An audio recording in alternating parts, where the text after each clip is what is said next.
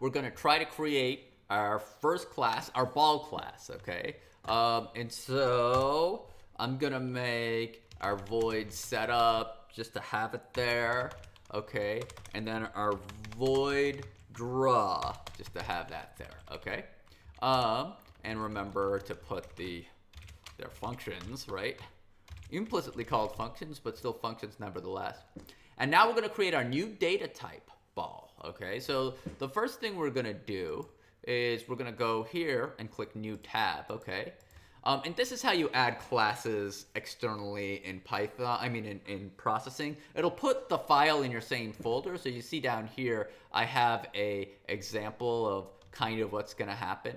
And so I'm going to call it ball, and it just creates ball.pde, and I'm going to say public class ball, right? Name it the same thing. And now we're in business. Now we're kind of back where we were in Java, right?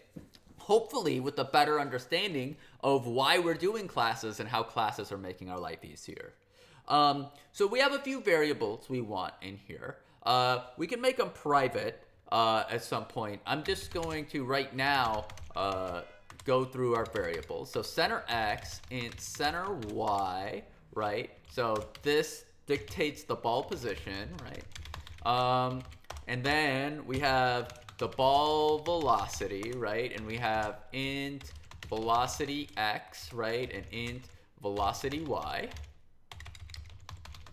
Okay. And then we have the ball size, okay? And int ellipse width, okay? And int ellipse height.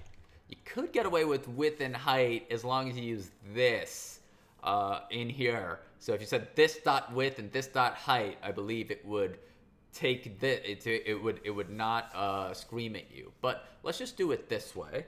Notice that I'm in Kotlin world right now because I just came from Android app development. So put in semicolons. And we're on our way, right? We did this in class, but it always helps to say, okay, so we can declare a ball, my ball, okay?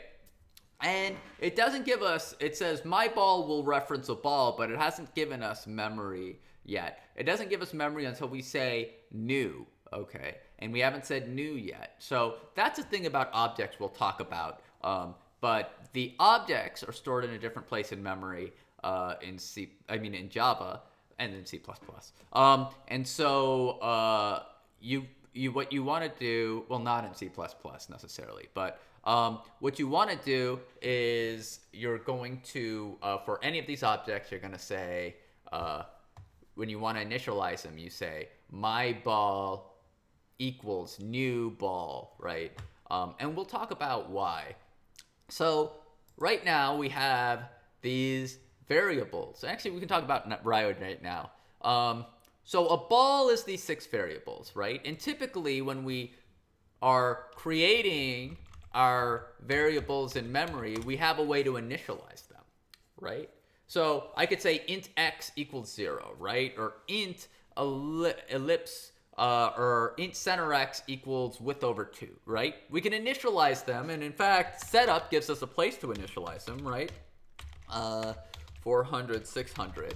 Right here, okay, we can initialize our variables, but how do we initialize 6 variables, okay? Well, if they're public, we could do this, right? My ball dot, and actually, that's really nice. They all come up.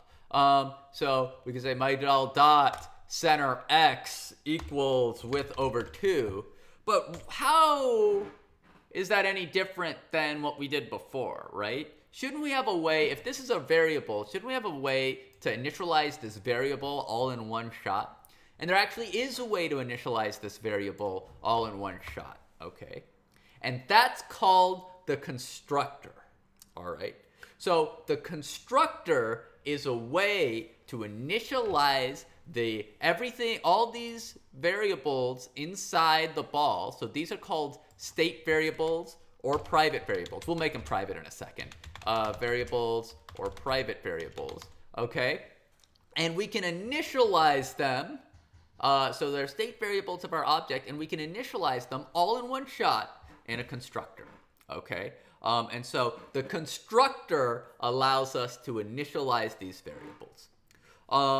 We'll have a few more questions, and we'll jump to the next video. See you then.